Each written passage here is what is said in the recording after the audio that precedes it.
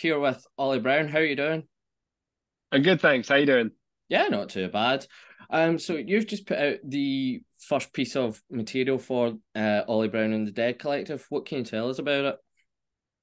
It's just really like I guess a whole new kind of journey for me. I think musically and as a writer and as a performer as well. I think when we kind of came back into looking at touring again and putting stuff together, I really wanted to do a completely different show aesthetically and sonically, so that we have something completely different to, I guess, offer as a band, but also I think as a writer, I think just going back to writing by myself and putting the foundations together by myself, I started connecting a lot more. And there's a lot going on, I think, that I could write about. And I think that was kind of originally it was kind of my own form of therapy, I think, just writing stuff out. And I think I always find my subconscious is more connected to what's going on in me than my actual like consciousness.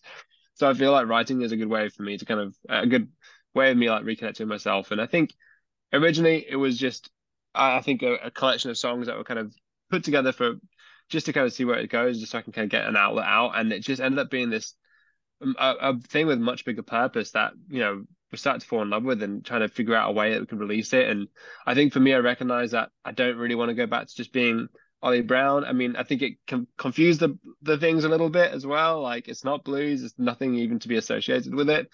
But I think as far as the band route goes, it's not. It's like I guess an amalgamation of both, which I think sonically is definitely where it sits as well. So how did everyone else take to it, like fans and press and everyone when they heard it? I mean, so far it's been overwhelming. I think it's been amazing. I've been questioning about dipping my toes back into music for quite some time because of just things that went on, and I think it to kind of get this response. Like we launched the EP as a limited edition print. We did 250, and they just sold in a day. And then we did the vinyl. We did 100 limited edition. They sold in like 7 hours, and like I think seeing that kind of stuff happening, it just, I mean, one, it gets me super excited, but like, what's nice is being able to do these limited prints, but know that the music backs it up so that people, there's a reason to get involved in it. And it's been overwhelming. Like, I love it. It's, I've been sitting on the record since October the year before, just trying to debate what to do and, whether I really want to dig deep, because I don't think you can really go into the music industry by halves. Like you're either in it or you're not, and it's a big commitment. And I think trying to get myself in that mindset to really be ready for that kind of commitment again. So when you were writing it, was it always intentionally to be this kind of direction, or was it just kind of what came out? Originally, it was meant to just be a blues record on the side to kind of, I guess, turn me over financially because I was trying to like find ways of earning some income. And like what started out, the first few tracks were quite, bluesy and rootsy. But I think I just started writing. I just started thinking about what I should be writing for and just started writing. And that's when I think things came a lot more naturally. And I think the sound and the progression of the songs came a lot more naturally as well. And I stopped thinking about arrangements, about making sure I got my verse, chorus. And, I started kind of breaking away from that and just thinking, how far can I push this? I think Haunted was definitely one of the most natural songs to come together. And it was literally a case of like, I don't want to structure it. I just want to just see where how big it can grow and how small it can get and really kind of have a lot more ebb and flow with it. And I think it just all came very, very naturally. And I think from now on as a writer, I'm gonna just instead of thinking, oh, I need an upbeat song, I need a slow song, I need a thing song, I'm just gonna write, and that will dictate, whether the song's good or not, whether instead of whether it fits a purpose.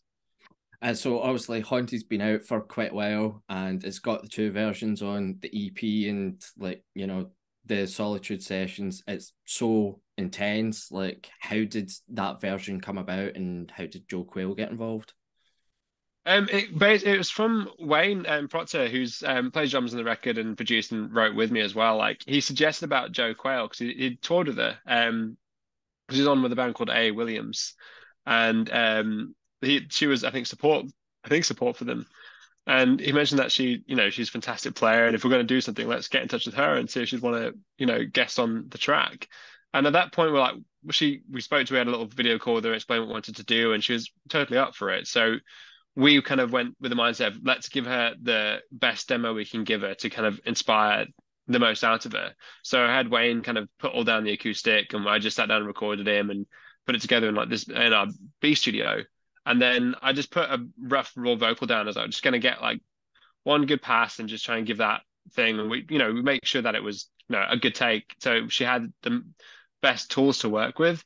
And then she sent back like a little like electronic versions of it of how she's going to arrange it. And we've we were like, this is going to be epic. And then we finally brought it to the studio and filmed the whole thing and put a little video together. And I'm sure we'll release it eventually. I think we're deciding how we want to release that song because I think it deserves more than just a making of video.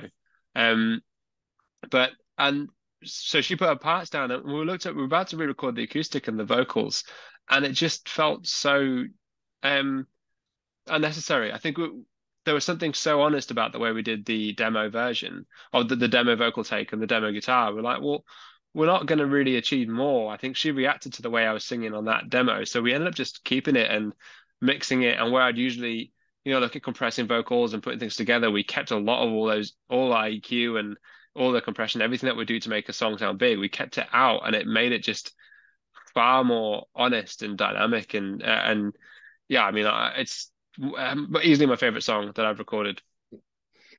So obviously talking about Wayne Proctor there, you've worked with him quite a bit over the years. I'm guessing you've got like a really good working relationship then if you keep collaborating with him. Yeah. I mean, he was kind of instrumental in me kind of finding myself as a writer, I think like 12 years ago when he joined like the blues band when I was kind of touring then. And we kind of separated, we kind of took time apart and I went to Canada for a couple of years and kind of started finding my own feet. And yeah, we just kind of came back into each other's lives. And he was, I was very lucky.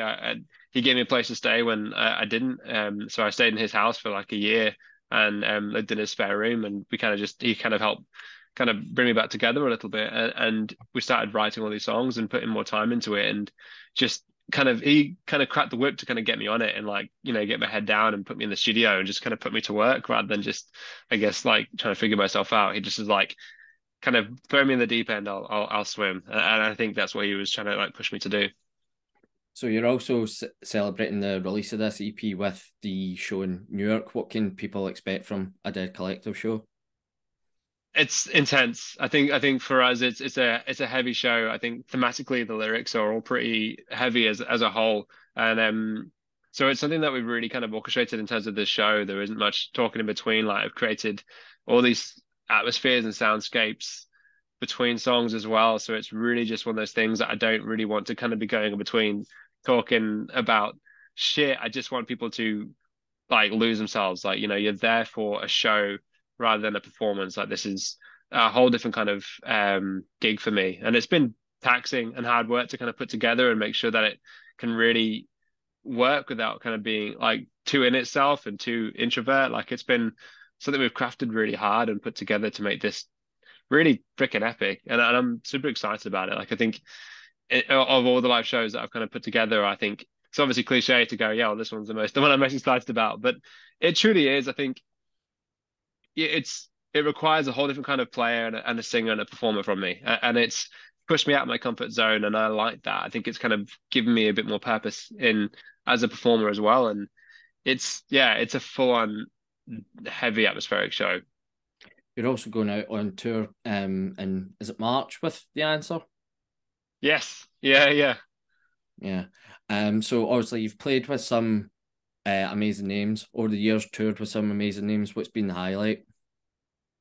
I think, man, I mean, it's hard to not say Kiss being the highlight. I think going on those shows and like some of them are like 25,000 people and performing in front of that, it was just surreal. I think those experiences were incredible. I'd say in terms of like of touring with a family, I'd say definitely going with Slash, Mouse King and the Conspirators, like him, the band, the crew, everyone treated us like family on that trip. We did a European and US side tour with them, and they were just, it was so lovely. Like even when the guys would help, if we are kind of, because we're always following the tour bus, so we're in our little like nine passenger little van, and like the guy, even one of Sash's guys would help us out, and every now and then would grab out, like I said, give me your bags, and he would do our laundry for us, and like really kind of made us feel part of that thing. So I think it's those kind of experiences that you get like that are just unbelievable. And yeah, as great as fun it is doing the gigs, like having nice people to be around when you're touring, it makes a tour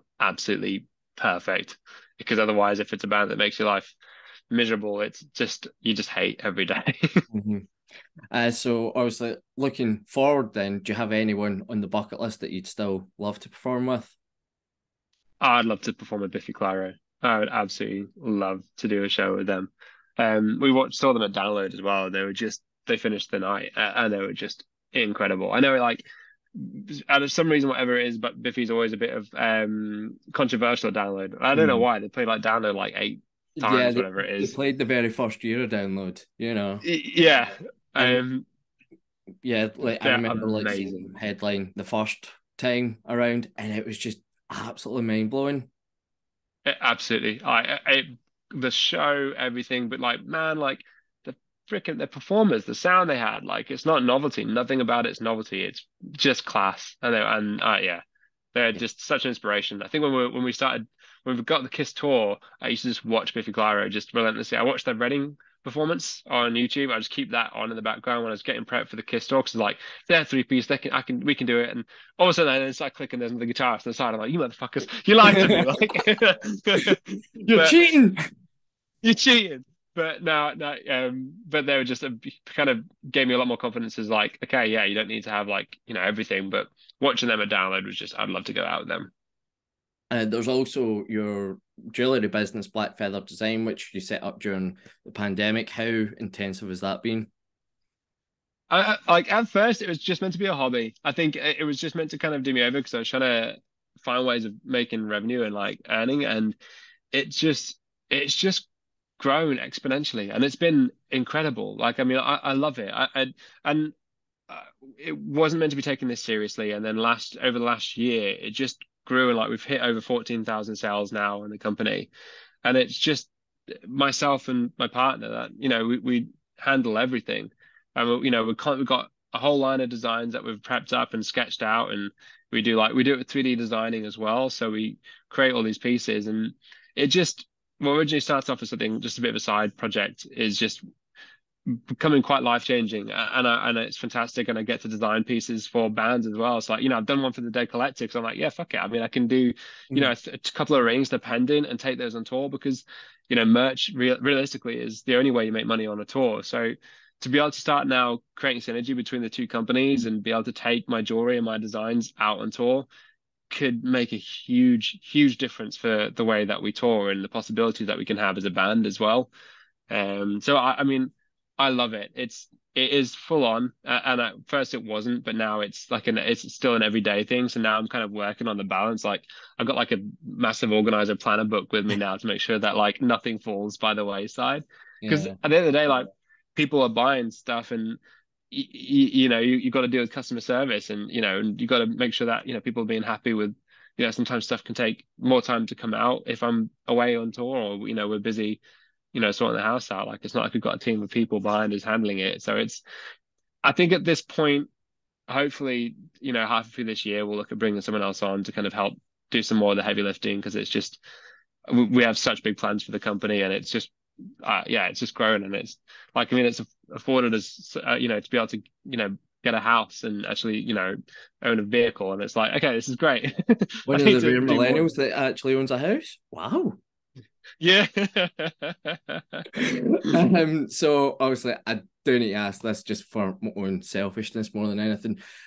What is the status at the moment of Raven Eye? Do you think you'll ever go back out with it, or do you just continue under your own name? You know what, I would, as much as I'd love to be able to do it, I can't ignore the grief that it's caused me mentally, and for reasons that I'll probably never be able to explain. And I don't ever want to be disrespectful to anything or anyone. Like it just it. I think it caused quite a lot of. I think it was quite a contribution to my mental health kind of falling apart, and I miss it. I love the record. Like the record's ready to go. I just don't know how we'd be able to do it with the situation that is the way it is right now. Um, so it sucks because I mixed the record as well. Like we went to the studio and we put a lot of money and a lot of effort into it. It's in this like limbo where I just don't really feel like it's ever going to go out the limbo without just a whole load of fuss. And I think I realized that for the betterment of myself, I had to just completely step away. And we should definitely make a post about it. But even now, I'm just a bit hesitant to really to do much with. Yeah, I think everyone would kind of respect that decision, really. You know, if It it's done sucks. all I that, definitely yeah. It breaks my heart. Like I mean, Animal, the whole album, I like put so much time into it, and I love it. And like when, because originally we had someone else mix it, we had a guy mix it, it didn't work out, and we had someone else come and mix it that we thought were gonna like make this album sound killer. He just made it worse. It's like that's it. I'm gonna mix the record, and we finally got it to life, and it was ready to go, and it just, it's never gonna be able to happen. And I don't think there'd be any way really, as much as I'd love to. so back to the present for our last question. I know we've literally just had this EP, but when do we get new material? Pretty soon. I think we're going to be looking at trying to like we've got a timeline for this year, so we have plans for it. I know what we've got lined up for the next release of tracks is we're going to kind of launch it very differently to the way we've done this one. Like our whole plan, I think, because music is so disposable now in the way that like streaming services work and everything work, we're not going to wait a great deal of time and make another big drop. I think we really want to just kind of keep the ball rolling and keep being creative and kind of trying new ideas. So for this next drop that we're going to have with the next round of tracks, we've got a whole kind of plan lined up of how we're going to drop them and how we're going to put it together. So we're kind of really calculating this year to make sure that we've got plenty of content, but also in that time I can be writing and start filling up. But we've got, yeah, it won't be too long, and it's, yeah, we're there's a few ways we can put the record to get the next tracks together, and we're trying to figure out if we want to go down the darker, heavier package, or we do like the middle package. Like, so we've got like some of the songs are really freaking long, and it's like finding out the ways of how we want to do this. So it will be soon, and it'll probably be a pretty heavy record, I think, in terms of soundscape, not heavy as like, but like, you know, in terms of Mhm. like atmosphere and lyric, it's a pretty heavy record. Cool. Well, hopefully we'll see you soon. Can't wait to hear more of it. See you soon. Yeah, man. Yeah, it's good seeing you, man. Thank you. Enjoy.